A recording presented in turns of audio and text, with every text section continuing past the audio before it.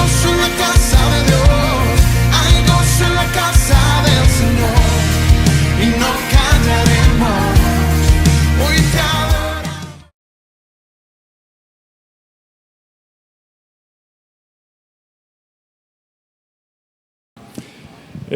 Bien, yo les invito a buscar en sus Biblias, en un libro muy acostumbrado a leer por ustedes, el libro de Nahum. Creo que lo leen bastante, ¿cierto?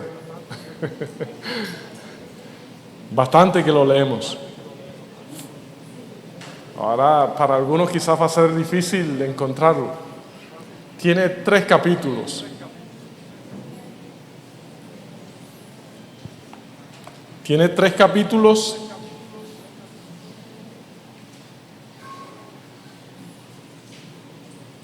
Y vamos a leer un solo versículo, en las cuales me gozo en gran manera, porque mirar en realidad lo que la palabra tiene, o lo que la palabra nos brinda, mis amados hermanos, es de mucha importancia para todos y cada uno de los que estamos aquí en este lugar. ¿Listo? ¿Ya todos lo tienen? Nahum, sí. Nahum capítulo 1, el versículo 7. Vamos a leer el versículo 7. Creo que hay muchas razones para mirar este atributo, estas cosas las cuales son muy enriquecedoras en todo y en cada uno de nosotros. Amén. Bueno, leemos la palabra del Señor de la siguiente manera. Jehová es bueno. ¿Cierto? Miren lo que dice: Jehová es bueno, fortaleza en el día de la angustia, y conoce a los que en él confían. Amén. El texto se explica solitico. Jehová es bueno, fortaleza en el día de la angustia, y conoce a los que en él confían. En esta mañana, mis amados hermanos, bueno, como el tema preliminar o a dominar siempre ha sido la providencia de Dios, en esta mañana el pensamiento, la reflexión o el consejo lo he titulado Providencia de Dios para un fruto permanente. Providencia de Dios para un fruto permanente. El libro de Nahum, ¿verdad? Parece que tuviese 2 títulos. Capítulo 1 del versículo 1, mire lo que dice: profecía de quién? Sobre Nínive.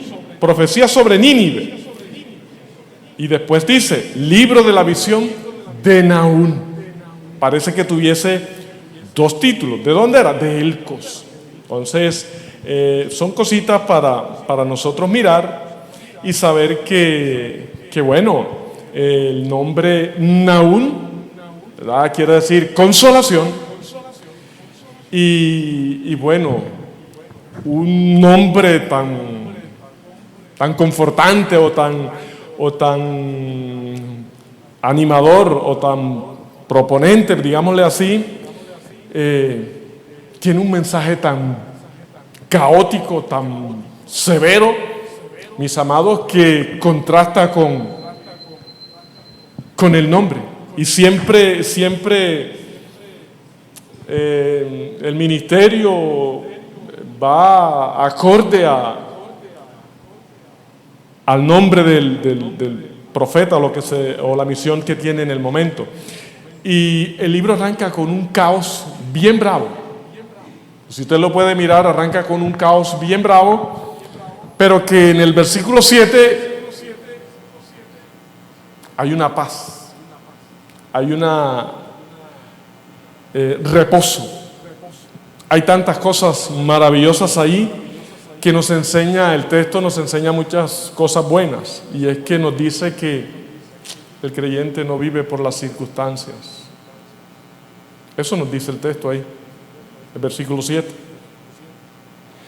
Y si nos preguntásemos nosotros, ¿por qué Jehová es bueno? ¿Cuál es la razón o el motivo para reconocer ese atributo de Dios, nosotros tendríamos muchas razones. Nosotros podríamos decir muchas cosas, ¿cierto? Pero si usted analiza bien ese texto, el mismo texto nos dice el por qué es bueno. El por qué es bueno. Ya lo leyó, lo analizó, porque a veces nos dejamos llevar por lo que dice el predicador y listo. No, la idea es que todos podamos compartir, mirar y analizar lo que el texto nos está diciendo. Jehová es bueno, fortaleza en el día de la angustia, y conoce a los que en él confían. Ahí no hay trampa. Todos están conocidos o desnudos delante del Señor. Y creo que en esta mañana, mis amados hermanos, poder recordarles o poder tocarles que toda provisión, toda prosperidad, todo buen deseo, todo buen ánimo, todo buen fruto proviene de Dios. Eso nos está diciendo el texto. Eso nos está diciendo. Y creo que también nos dice que, como les comentaba, que el creyente no vive por las circunstancias, porque las circunstancias van y vienen, son inestables, ¿verdad? Y creo que mis amados hermanos, mi propuesta está en el versículo 15 del capítulo 1. Mire lo que dice el versículo 15. He aquí sobre los montes los pies del que trae buenas nuevas, del que anuncia la paz.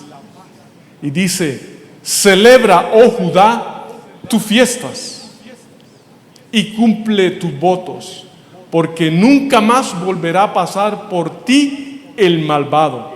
Pereció del todo. Oiga, oh, qué cosa tan interesante, qué cosa tan llamativa. Hay razones para celebrar, hay motivos para reconocer ese atributo de Dios en las cuales es tan maravilloso, mis amados hermanos. ¿Por qué? Bueno, porque Dios es... ¿Por qué Dios es bueno? Preguntáramos entonces. Le preguntaba, ¿por qué Dios es bueno? Según el texto. A manera general les voy a responder: Dios es bueno por lo que Él es, en su naturaleza, en su esencia. Y Él es bueno en lo que hace. Eso nos arroja ese capítulo de Nahum. Dios es bueno en su naturaleza, en su esencia, y Él es bueno en lo que hace. Lo que hace lo hace bien. De modo, mis amados hermanos, que las situaciones, que los momentos, que las adversidades, que los problemas que vengan, debemos analizar de dónde provienen, de dónde acontecen, porque pueden ser provocados o pueden ser momentos en los cuales Dios está llevando a su pueblo, está llevando a su iglesia a un propósito, a una enseñanza. Entonces, en esta mañana, mis amados hermanos, con esa propuesta, mis amados, nosotros tenemos muchas razones para celebrar. ¿Por qué? ¿Por qué tenemos razones para celebrar? ¿Qué razones tendría usted para celebrar al Señor? Los judíos celebraban sus fiestas, sus ritos, su ceremonia y todas esas cosas. Pero la razón para nosotros reconocer ese atributo de Dios, ¿cuál sería? Mis amados, por el Emmanuel, por el Dios con nosotros. Saber, por eso les comentaba, saber que el pueblo o la iglesia o el creyente no vive por las circunstancias. No vive por las circunstancias, sino por lo que nos está diciendo el texto. Jehová es bueno, fortaleza en el día de la angustia. Y allí es donde está el verdadero creyente o se afina el creyente en ese proceso de Dios en la cual Nahum está haciendo algo muy llamativo, muy bueno y que bueno, debemos mirar en sí lo que el texto nos propone. Mire lo que dice los versículos 2. Versículo 2 del capítulo 1.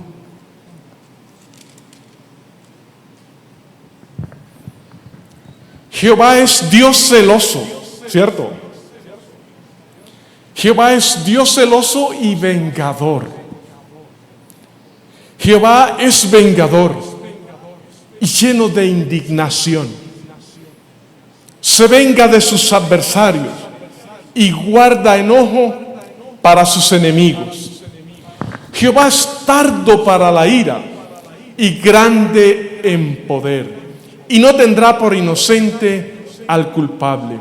Jehová marcha en tempestad y el torbellino, y las nubes son el polvo de sus pies. Ese carácter de Dios, esa naturaleza de Dios, ¿verdad? Se mantiene intacta en lo que hace, en lo que dice. Dios se mantiene. Y por eso en esta hora, mis amados hermanos, creo que poder entender los propósitos o las circunstancias que nos vemos abocados, que nos vemos impulsados, es difícil mientras no comprendamos hacia dónde nos está impulsando, hacia dónde nos está llevando el Señor. Todos y cada uno de nosotros vivimos situaciones, experimentamos situaciones en las cuales debemos mirar, debemos evaluar. ¿Por qué? Porque bueno, cada quien sabrá cómo el Señor lo está enseñando o cómo el Señor lo estará llevando. Pero que saber que esta reacción de Dios, en el versículo 2, es un atributo y que es una reacción a la vez, que el Señor es celoso y vengador. ¿Por qué? ¿Por qué es vengador? ¿Por qué es celoso? ¿De qué? ¿Ah? Y es precisamente a los abusos, a las violaciones, ¿verdad? Bueno, este libro de Nahum, o esta profecía de Nahum, es probable que se haya dado entre los 660, antes del 663 y el 612. El capítulo 3 nos dice algo en las cuales menciona una ciudad, una metrópolis en Egipto, ¿verdad? En las cuales había sido tomada por el rey asirio. Eso pudo ser por allá en el 663, 661, por allá un aproximado. Y Asiria, cae en el 612. Mire lo que dice el 3:8. 3:8 de Nahum. ¿Eres tú mejor que Tebas, que estabas asentada junto al Nilo, rodeada de aguas, cuyo baluarte era el mar y aguas por muro? Etiopía era su fortaleza, también Egipto, y eso sin límites. Fut y Libia fueron sus ayudadores. Sin embargo, ella fue llevada en cautiverio. Óyame. También sus pequeños fueron estrellados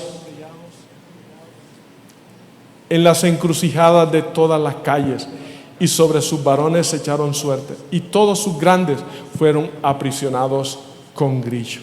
Óigame, esta ciudad, esta metrópoli, ¿verdad? Les decía que cayó más o menos en el 663, 61, más o menos por allí, un aproximado. Entonces, está mencionando la Nahum como un hecho pasado. Pero Asiria cae en el 612. Entonces, en ese periodo, más o menos, del 663 al 612, se da esta narrativa, esta profecía del profeta Nahum. Y es muy llamativo porque es que, bueno, ¿y por qué habla así? Esto me hacía pensar como esos padres que tienen esos hijos en las cuales, bueno, a todos no los tratan igual y de acuerdo al carácter de cada quien se le habla, ¿o no?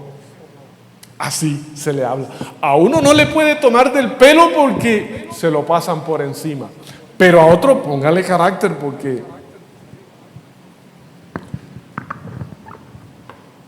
es duro. Entonces, bueno, dije lo mismo, ¿cierto? A uno muchas veces solamente con decirle, listo, hacen caso, pero a otros tienen que ponerle carácter. Entonces, es muy llamativo. Y les decía que es un contraste entre el nombre de Nahum y su contenido profético, porque habla todo un caos. Y les decía que ese es una isla en medio de un mar caótico. Entonces, ¿Jehová es celoso de qué? ¿Por qué Jehová es celoso y vengador? ¿Por qué? Es la gran pregunta. Váyase a Isaías capítulo, sin perder Nahum, váyase a Isaías capítulo 10. Isaías capítulo 10. Vamos a ir encontrando por poquito a poquito por qué Jehová es bueno, con más profundidad. Isaías capítulo 10. No manejo casi esta Biblia, tengo Biblia para rayar en la casa ya, mejor dicho, pero esta Biblia se me le pegan las hojas. Mire lo que dice el verso 5. Nínive era la capital de Asiria. Dice así la palabra del Señor. Capítulo 10, versículo 5 de Isaías. Oh Asiria, vara y báculo de mi furor. Óigame bien, vara y báculo de mi furor. En su mano he puesto ¿qué? Mi ira, ¿cierto? Entonces, qué interesante, porque ¿quién tenía la autoridad de Dios para hacer? ¿Quién podría tener la autoridad de Dios para actuar o para hacer o para corregir? ¿Quién pudo tenerla? El imperio asirio. Los asirios tuvieron la autoridad por parte de Dios para corregir, para hacer un buen propósito de Dios, ¿verdad? Duro, drástico, pero era la autoridad que Dios había puesto para hacer su propósito. Y entonces, ¿cómo funciona la autoridad? ¿Cómo se ejerce esa autoridad? Capítulo 3, versículo 1. ¿Quién me hace el favor y me lo lee? No pierda Isaías, de Nahum. Mire, le voy a leer los cargos más bien que le imputan. ¡Ay de ti, ciudad sanguinaria! Óigame, toda llena de mentira y de rapiña, sin apartarte del pillaje, es decir, del robo, chaquido de látigos y fragor de rueda, caballo atropellador y carros que saltan, jinetes enhiesto y resplandor de espada y resplandor de lanza, multitud de muertos y multitud de cadáveres sin fin, y sus cadáveres tropezarán. Mire todo lo que se le atribuye, lo que se le imputa a esta ciudad de Nínive. ¿Por qué? Bueno, su visión expansionista lo llevó a unos abusos de tal manera que aún hasta el pueblo de Dios sufrió ciertos ataques, ¿verdad?, por los asirios, en las cuales, venga acá, arreglemos cuenta usted y yo, porque aquí mando yo. Estoy así poniéndose la versión Blacho 2025 en este tiempo. Entonces, bueno, tiempo futuro, perdón. Entonces, creo que es muy llamativo eso, porque lo que el Señor hace es mostrar su carácter, su naturaleza, ¿verdad?, en las cuales es esencial, porque con todo lo que había hecho, mire lo que continúa diciendo el versículo 5: oh Asiria, vara y báculo de mi furor, en su mano he puesto mi ira. Le mandaré contra una nación pérfida, y sobre el pueblo de mi ira la enviaré. Oiga, mire bien, el pueblo del Señor, en las cuales estaba Dios molesto, para que quite despojos y arrebate presa, y lo ponga por ser hollado como lodo de los chacales. La corrección del Señor en medio de su pueblo. Mis amados hermanos, ¿y cuál es la razón para decir Dios es bueno? ¿Cuál es el motivo para decir Dios es bueno? Volvamos a Nahum. Entonces les decía que Jehová es celoso, y les preguntaba, ¿celoso de qué? De lo que se le hace a su pueblo, de que sus pactos, de que sus límites sean violados. De eso es celoso él, ¿verdad? Tenía toda la autoridad de parte de Dios para enseñar, para corregir, pero como te pasaste, entonces venga, ¿sabe? Yo soy fiel en lo que digo, y tomando como ese lugar así, soy fiel en lo que digo, soy vengador, ¿verdad? Soy celoso de lo que se hace. Entonces es necesario, ¿verdad?, que arreglemos cuenta. Entonces les comentaba que ese versículo 2 y 3 muestran ese carácter de Dios para corregir o para instruir, ¿verdad?, o llamar cuenta como juez a esa nación. Así lo es con todas las naciones del mundo. Versículo 4 al 6 habla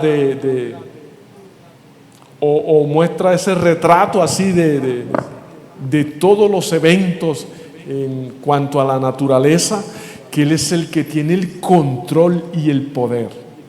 Así que es un registro, ¿verdad?, en las cuales el profeta lo usa o lo maneja para mostrar que, bueno, en los versículos 2 y 3, que Dios es el Dios del pacto, que Él no se olvida de su pueblo, que Él no se olvida de sus hijos. Y por eso le vamos encontrando, ya entiendo por qué es bueno. Ya entiendo por qué es bueno. Entonces, en vista de eso, en vista de que Dios es un Dios vengador, que se venga de sus adversarios, que se venga de sus enemigos, por las injusticias que se le hace a su pueblo, y ese retrato en cuanto a hechos, eventos pasados que muestran ese actuar de Dios en favor de su pueblo, como en Éxodo capítulo 14, mis amados hermanos, es un acto para decir, tú eres bueno, pero no entiendo por qué pasar esos procesos, no entiendo por qué esas situaciones, no entiendo por qué. Y es donde muchas veces nosotros frustramos los propósitos o las intenciones pues por lo menos hoy de los que estamos aquí, mis amados, somos parte de esa compañía o de ese fruto que en realidad pues el Señor ha dado a su pueblo, ha dado a sus hijos. ¿Para qué? Bueno, para que permanezcan en Él, para que lo glorifiquen, para que lo exalten, para que celebren las fiestas. Amén. Amén. Qué bueno es eso, porque les comentaba que nosotros sí que tenemos razones para alabar al Señor, para glorificar al Señor, que no entendemos muchas veces las circunstancias, que no entendemos muchas veces las situaciones, pero sepamos que Dios está allí, que Dios está allí. Y vuelvo, les reitero, les repito, no vivamos por las circunstancias, no vivamos por las circunstancias, porque eso nos dice el texto, versículo 7. El creyente no vive por las situaciones que experimenta o que son adversas, que son difíciles no.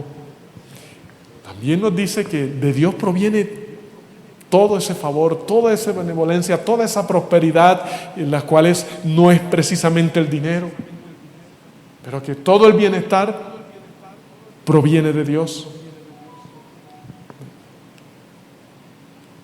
Y eso lo lleva a decir, ¿verdad? Mire lo que dice el verso 8. Mire lo que dice el verso 8.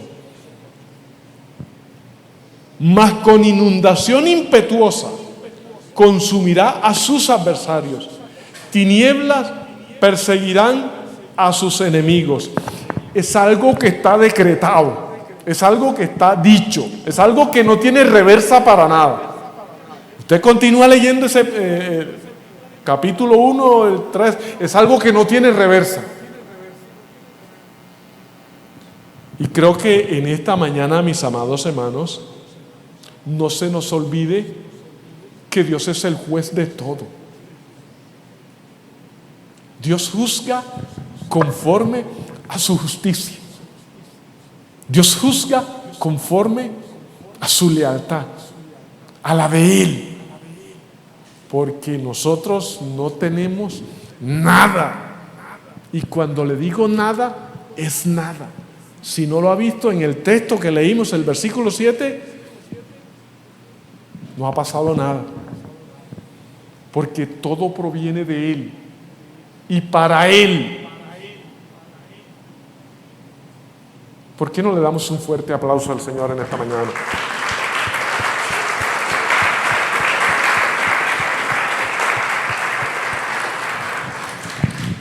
Entonces, más o menos ya tenemos la razón por qué Jehová es bueno. Una, porque responde a su pueblo en un momento ya determinado, acabó su proceso, ¿verdad? Dios responde, Dios se acuerda de su pacto, de su naturaleza, ¿verdad? Lo que estableció en el monte Sinaí, Dios lo trae a coalición. O eso es lo que está diciendo el profeta prácticamente, ¿verdad? Porque dice que, bueno, la nueva traducción viviente es la que repite Señor. Creo que repite Señor, Señor, 3 veces. Y la Reina Valera dice Jehová. Pero es precisamente para citar eso, de recordarle que Él es el Dios del pacto. Y no ese pacto que yo digo, yo voy a pactar con Dios. No, Él es el que hace pacto con nosotros. Nosotros no tenemos nada, les digo. Entonces, por eso es bueno, porque Él reacciona en un momento justo, ¿verdad? Y su ira, su enojo, ¿verdad? Es devastador. Aún la naturaleza está a su disposición para Él actuar en favor de su pueblo. Y eso lleva a proclamar, Jehová es bueno. Jehová es bueno. Lo otro, fortaleza en el día de la angustia. Ay, mis amados hermanos, apaguemos y vamos. Porque es el momento más difícil o más duro en los cuales nosotros no entendemos hasta que no salimos de allí. hasta que no pasamos de esa situación. Así a grosso modo, ¿quién pensaba de estar reunido hoy aquí después de una pandemia? Yo creo que la primera vez, no creo que aguantemos pasar esa, pero bueno, estamos aquí porque el Señor lo ha querido así, porque el Señor lo ha querido así. Entonces, mis amados hermanos, mire lo que dice el versículo 12 y 13 del capítulo 1. La segunda parte es, cierto, después de Jehová es bueno, que son los 3 puntos que tiene este pasaje. Fortaleza en el día de la angustia. Entonces, nótese que ni siquiera es por esfuerzo suyo, ni siquiera es por esfuerzo de nosotros, ni siquiera por lo que nosotros hagamos o dejemos de hacer, porque todo proviene de Él. Amén. ¿O nos da duro eso? Reconocer eso es duro. Todo proviene de Él. Si Él no nos sostiene, si Él no sostiene al pueblo, y acuérdense que dijo Jesús, sin mí nada puedes hacer. Agótate, dale, corre. Pero cuando estés cansado vienes acá. Estoy hablándoles así como que, cuando estés cansado vienes acá, porque sabes que no te va a rendir para nada. Entonces, versículo 12. Así ha dicho Jehová. Mire bien, este versículo 12 y 13 tiene parte para Nínive, pero que también tiene para Judá. Esta era una de las cosas que quería decirles. La profecía de Nahum tiene doble funcionalidad. Una para Nínive y otra para Judá. La otra que quería decirle, mire, mis amados hermanos, cuando usted ve a alguien que le ha hecho la vida imposible, que le ha hecho las cosas más terribles y le acontece algo, ¿qué diría usted? No me alegro, pero me da un fresquito. ¿O no? No me alegro, pero me da un fresquito. Bueno, eso es lo que está diciendo. Jehová es bueno. Jehová es bueno. Entonces, mire lo que dice: fortaleza en el día de la angustia. Versículo 12 y 13. Así ha dicho Jehová: aunque reposo tengan y sean tantos, en cuanto al imperio asirio, claro, y sean tantos, aún así serán talados, y él pasará. Bastante te he afligido, óigame, bastante te he afligido, no te afligiré más. El fin de la aflicción llegó. Amén. Qué bueno, qué precioso es eso. Bueno, ya listo. Entonces, qué bueno es eso, mis amados hermanos, porque es que el mismo que la propició es el mismo que la culminó, es el mismo que la culminó. Y entonces qué bueno que en esta mañana, mis amados hermanos, las cosas que muchas veces nosotros experimentamos, si el Señor nos ha ido llevando, si el Señor nos ha estado impulsando, Él mismo nos ayudará, Él mismo nos sostendrá.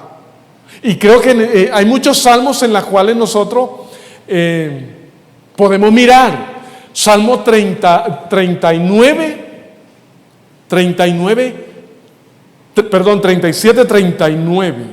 Salmo 37, 39. Mis amados, todo proviene de Dios. Tanto lo bueno como lo malo, todo proviene de Dios. La voluntad permisiva de Él y su voluntad soberana, ¿verdad? La voluntad soberana no quiere pasarnos por ninguna situación difícil, pero su voluntad permisiva hace necesario que todos pasen por momentos no deseados. ¿Ya lo tiene? Salmo 37, 39, que yo no sé qué es lo que les pasa a ustedes, tienen mala recordería. Dice la palabra del Señor: pero la salvación de los justos, ¿de quién es? De Jehová. La salvación de los justos es de Jehová. Y Él es su fortaleza en el tiempo de ¿qué? De angustia. Entonces me hizo acordar lo que el apóstol San Pablo aconsejó o más bien orientó a la iglesia de Filipo. ¿Se acuerdan que le dijo: no os afanéis? ¿Por qué? Por nada. No os afanéis por nada. Sean conocidas ¿qué? Vuestras peticiones. Dios conoce la necesidad de todos y cada uno. El problema está en esa permanencia, en ese fruto permanente. Les proponía el versículo 15, ¿por qué? Porque es una invitación. Es una invitación. El fin de la aflicción o de la angustia había llegado. La libertad está a la orden del día.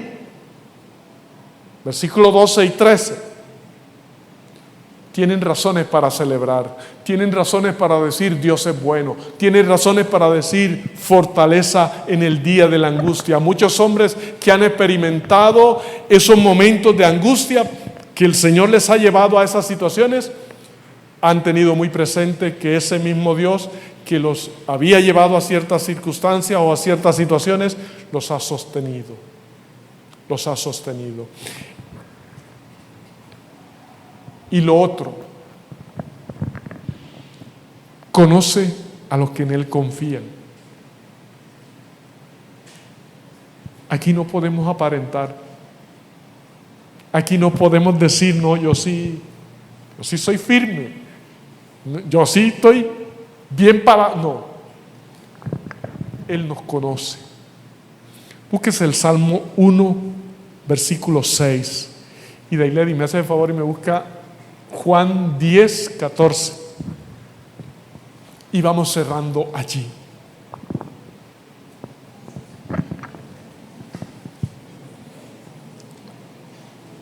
Salmo 1, 6.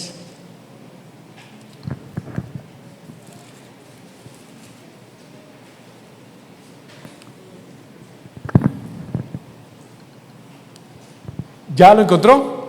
Mire lo que dice. Porque Jehová, frente a todo el éxito que se había adquirido en ese buen camino, porque Jehová conoce el camino de los justos, mas la senda de los malos ¿qué? Perecerá, ¿cierto? Entonces, mis amados hermanos, ¿quién conocerá nuestra senda, nuestros caminos? Nadie más que el Señor.